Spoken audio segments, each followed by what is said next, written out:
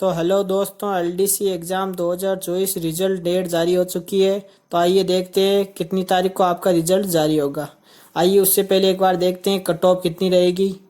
अगर cut off की बात करें तो जनरल कैटेगरी में अगर आप मेल है तो आपको 146 प्लस नंबर, फीमेल के लिए 131 प्लस, और अगर ओबीसी की बात करें तो मेल के लिए 136 प्लस और फीमेल के लिए 126 प्लस।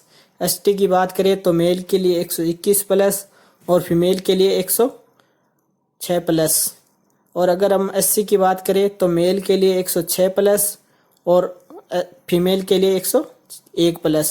तो इतने नंबर है तो आप टाइपिंग की तैयारी कर सकते हैं। तो अगर अब हम रिजल्ट डेट की बात करें तो अलक राज ने अभी इंटरव्यू में बताया था कि आपका रिजल्ट 25 अक्टूबर के बाद नवंबर 1 या 2 वीक तक जारी हो जाएगा।